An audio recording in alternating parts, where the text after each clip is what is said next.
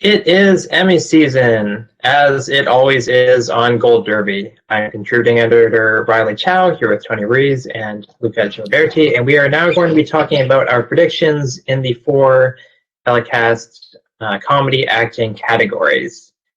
So this year at the Emmys, we are missing Atlanta, Barry, Beep, Fleabag, Russian Doll, 10:15. Anything else? Silicon Valley probably isn't going to make an impact, even though it's still on. So I am going about my predictions by just predicting The Marvelous Mrs. Maisel and Schitt's Creek across the board, which leaves about 3 slots for other things. So my predictions are a bit boring in that regard.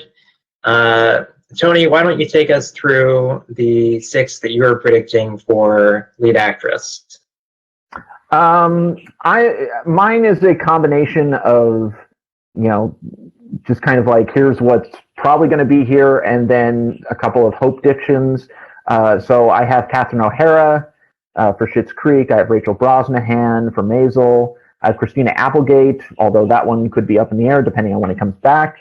I have Awkwafina, and I also have Kirsten Dunst and Pamela Adlon. Pamela Adlon is certainly more my personal kind of hope diction, because I think Better Things is one of the best shows on TV just as a whole. And but I really do think that this is going to be a 2-woman race between Brosnahan and Catherine O'Hara. Yes. Or Riley, do you want to go first? No. I talked already. I absolutely agree. I think this is going to be between Rachel Brosnahan and Catherine O'Hara.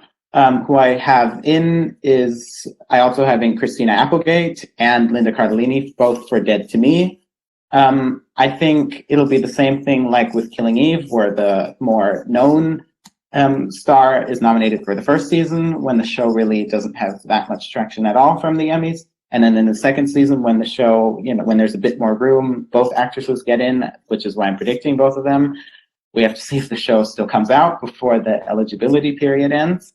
I also have Issa Rae coming back for Insecure, because Insecure is just about to air its 4th season. She got in 2 years ago, and I feel like she could easily still have some of that buzz.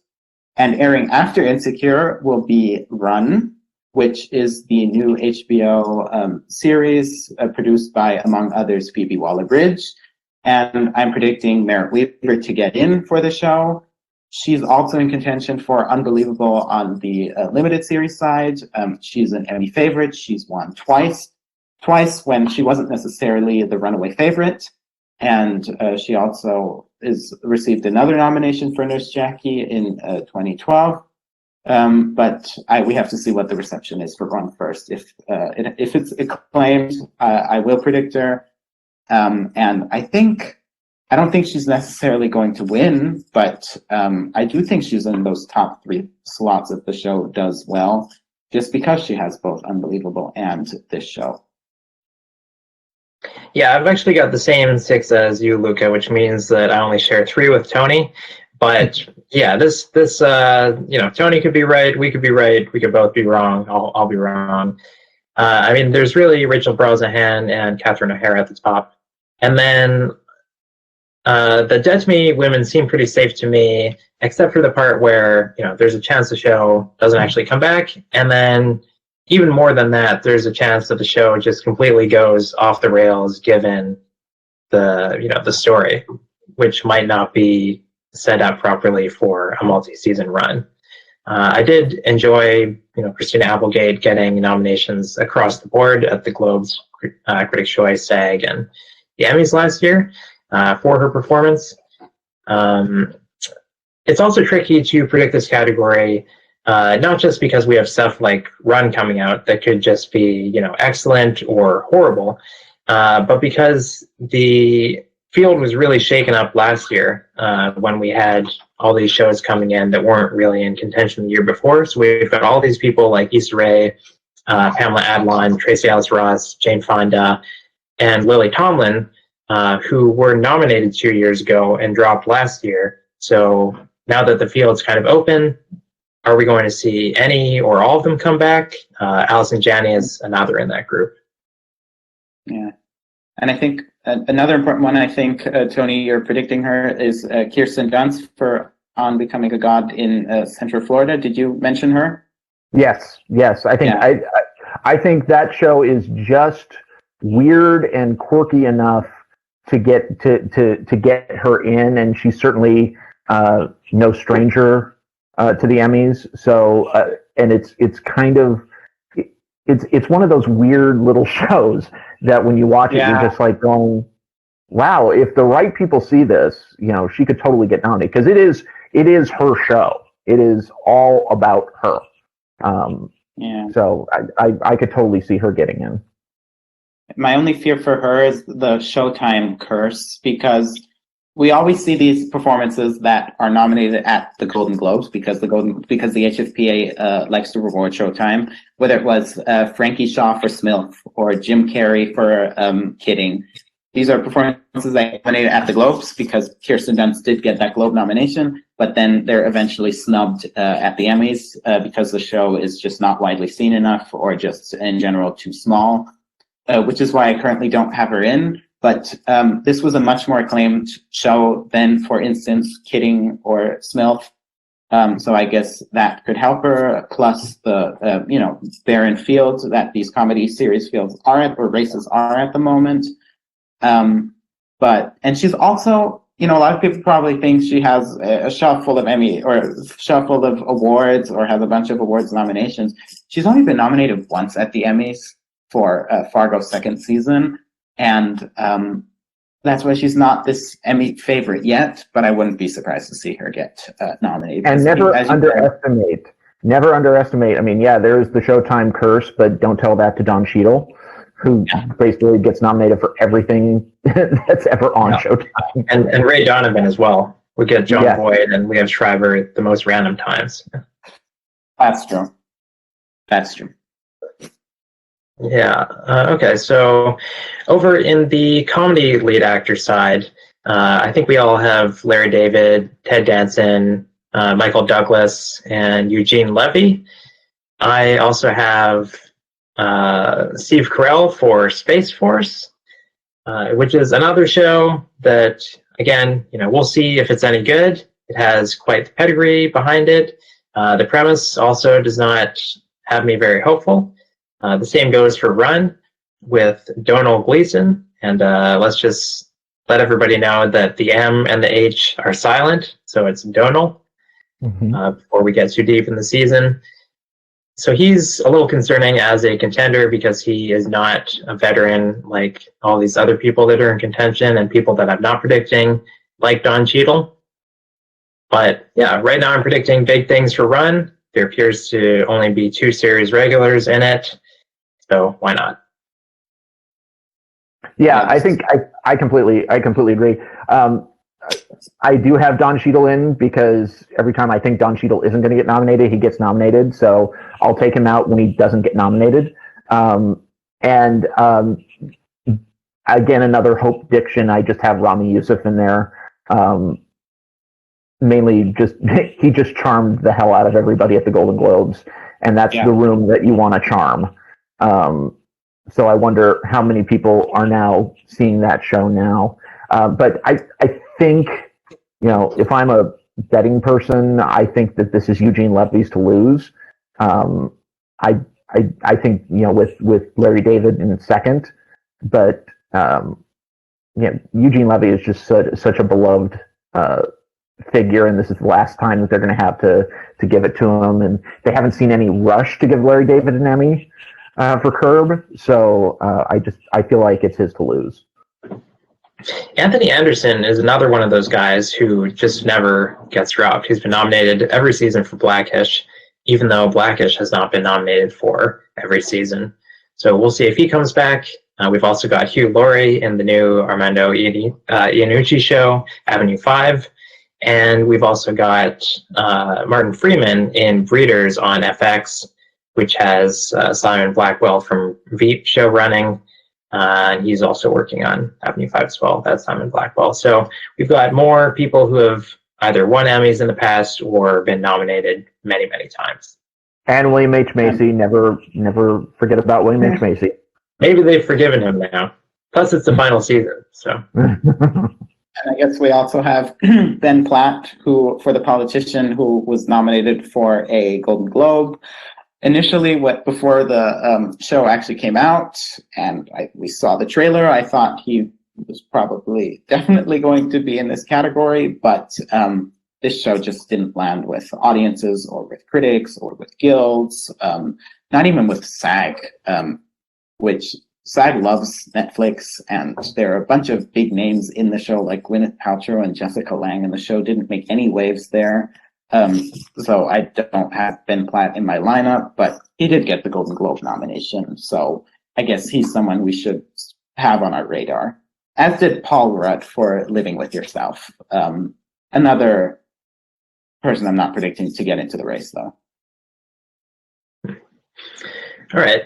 Over in supporting actress, this is where it gets fun. I'm predicting 4 actresses from The Marvelous Mrs. Maisel and 2 from Schitt's Creek, and that is it. So, Wow. no, I've actually got 3 from Mrs. Maisel, and then I've got Kate. I was trying to think of who the 4th was. Yeah. For Schitt's Creek, Annie Murphy is the popular choice as one of the co-leads. I also have Emily Hampshire. She has won supporting actress at the Canadian Screen Awards every season, so she seems to have decent support among the fandom. We should just expect this category to be have 8 nominees, like for the past few years. I agree. I have 3 Maisel nominations. I think they're all getting in. I think Alex Borstein is probably the front runner to win at the moment. They just for her. She's won twice now for this role. At the moment, I still have Betty Gilpin in for Glow. She's gotten in twice now, and both times. Well, the first time the show did get into comedy series, but Alison Brie didn't get into lead actress. And last year, the show didn't even get into comedy series, and Betty Gilpin was still able to get the nomination. I think she's practically the actress from the show that the TV Academy likes to reward. And I do still have Kate McKinnon in, even though she's in my 6th slot, because I'm not sure how much longer the Emmy voters are going to check off Saturday Night Live in these supporting categories. Guest categories is a different story, but I feel like we've seen fewer nominations for Saturday Night Live in these categories in the last year actually only. So she could easily fall out for someone like Emily Hampshire for Schitt's Creek, which is another show that I think is going to explode after those 4 nominations last year.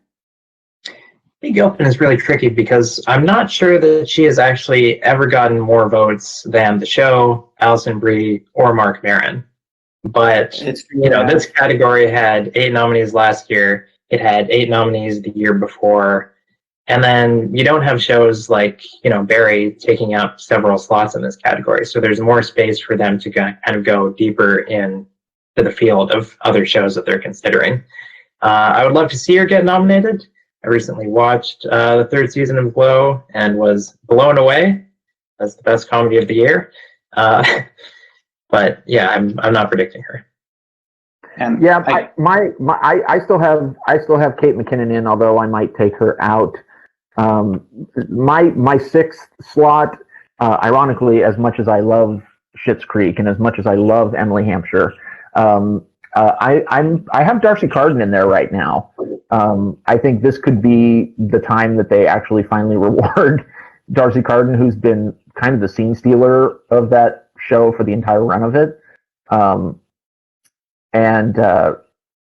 I agree with Luca that I think Alex Borstein is the front runner. I mean, there's nothing that every time you just think that there's so many new layers that she adds to that character of Susie every single year. Although, it's times like this that I wish we were on, that the tape still really mattered, because boy, does Annie Murphy have the tape of the year, in my opinion, for this category, with the breakup scene with Ted.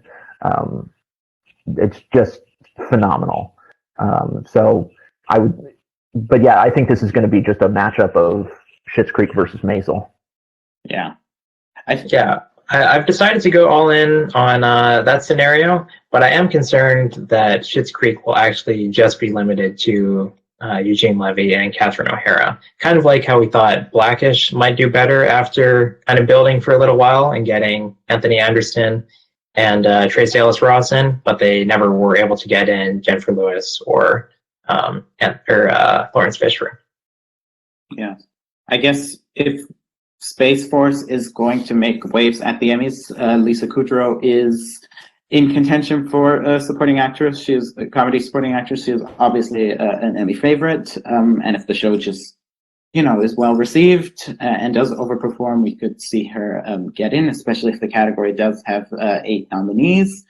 But otherwise, this field is really, we could just see Saturday Night Live people get in if Emmy voters are indeed, I don't want to say lazy, but if they're still going for the show, we could see A.D. Bryant get back in. She still has Shrill, for which she's contending for in the lead category, which could help her. But at the moment, I just don't see the passion for that show anymore. I just think, as you've both already said, this is going to be the Maisel and Schitt's Creek category. Although it cannot be a year of talking about comedy supporting actress without me bringing in who, Rita Moreno. Now that One Day at a Time is coming back on Pop, that could give that show a new life. And she's just a national treasure. She's an international treasure. So I have to say it every single year. I thought that you were actually going to plug the second final season of Will and Grace. No. Yeah. But there's also Jessica Lange for The Politician. Again, someone I thought would be an easy nomination before September. And someone I'm not predicting at the moment, but she is a 10-time Emmy nominee. So if Emmy voters are just checking her off on name alone, you might just see her in this category. And the same with, Laurie Metcalf for The Conners, who got in 2 years ago for Roseanne, when it was still Roseanne. I don't think she's getting in, but never underestimate Emmy voters going back to their old favorites, especially in a weaker field. You mentioned Lisa Kudrow. I do not have her in because my understanding is that she shows up in the later episodes as a guest and then is in Too Many to Qualify as a guest. So I feel like that's a tricky recipe for a first season to get a nomination. Tony, you mentioned Darcy Carton, who could definitely happen, and I definitely forgot to mention Kristen Bell in the lead actress category. I mean, I think we all have the Good Place getting in for series comfortably. The field is quite open, so why not now? Yes. Okay. Tony, who do you have in supporting actor? Oh boy, this category makes my head hurt. Again, we're down to I think it's going to be a matchup of Maisel versus Schitt's Creek, with Tony Shalhoub and Dan Levy, and possibly Sterling K. Brown as well, depending on is he in enough to qualify for supporting? Yeah, he's in too many to be in guest, but Amazon is now they're now trying to get the Academy to change the rules. So hopefully they do, because that'll open up a lot of possibilities, for other shows as well. That's true. And then, but after those ones, it's kind of just you don't even really know where to go. I've got Alan Arkin in, as a farewell to Modern Family. I put Ty Burrell in. But the one that I actually want to mention, who is actually not even listed on our predictions, is Noah Reid in Schitt's Creek. The David Patrick relationship on Schitt's Creek is just one of the most wonderful ones on television, and Noah Reid has had some really just amazing comedic stuff. He's usually the straight man. Patrick is usually the straight man to David, but he had this amazing episode where he comes back from, I think, having a tooth worked on or something like that, and he's completely just stoned out of his mind, and it's hysterically funny. And a lot of the viral moments from that show throughout the 6 years of that show have been kind of Patrick centered with his, acoustic Tina Turner performance. So I would really love to see him included in our predictions as well. Okay. Yeah. I asked Chris to include Chris Elliott just because he's a past Emmy nominee. He's kind of a known quantity in the States. But yeah, with these shows at the Emmys, like Fleabag or When They See Us, they're perfectly willing to nominate people who don't have any name recognition just because they like the characters and they like the show.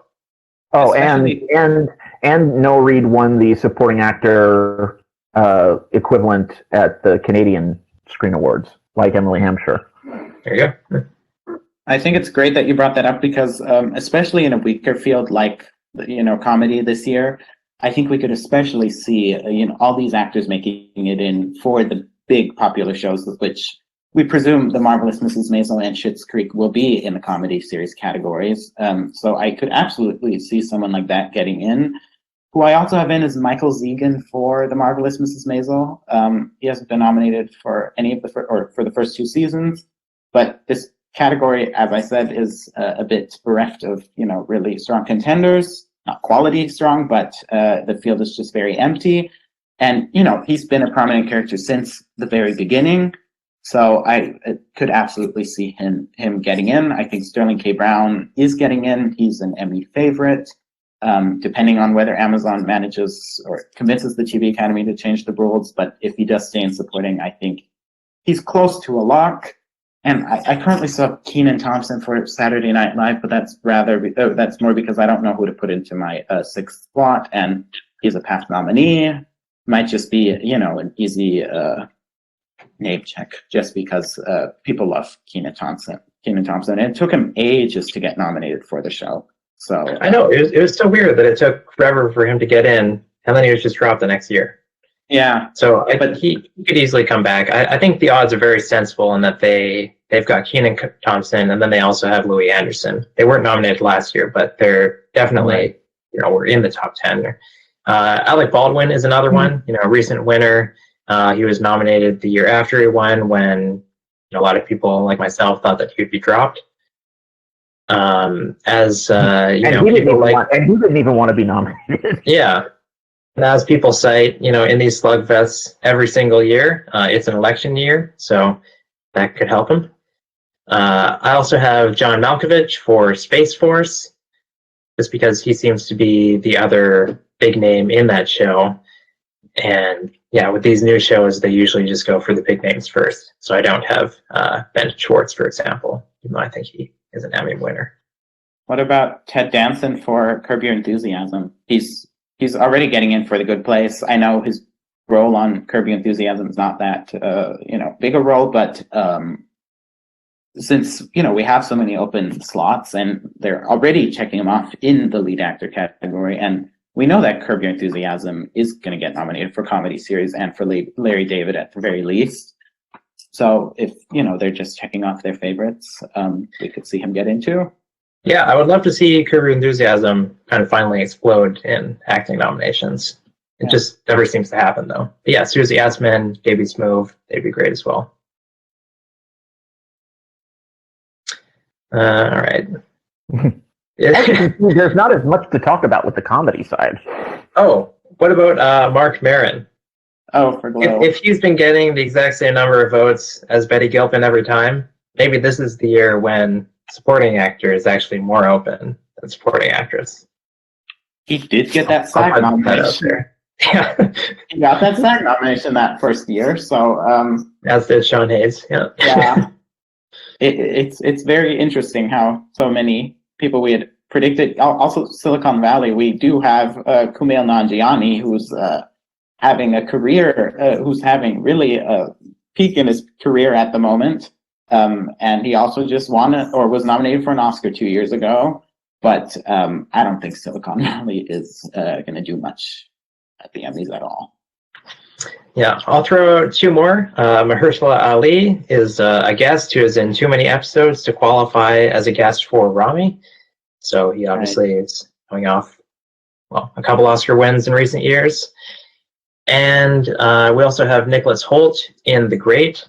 So I'm betting on Space Force and Run as the new spring comedies that make a big impact. But maybe it's The Great on Hulu instead, from the co-writer of The Favorite and starring Elle Fanning in the lead role. And just one more name, William Jackson Harper for The Good Place. It's the show's, last go around at the Emmys, and he was just in Midsommar last year, so that maybe added visibility. Now that's some range right there. So yeah, I'll just mention him, even though I don't think he's getting. I mean, if Christian Bale can't even get nominated for the show, I doubt someone like him would. All right, so that concludes our discussion about the comedy categories. We'll see if we get 8 nominees in all of them, because that'll be some fun. And keep checking back on Gold Derby. I guess our next slugfest will be about the limited and movie acting categories. Stay safe.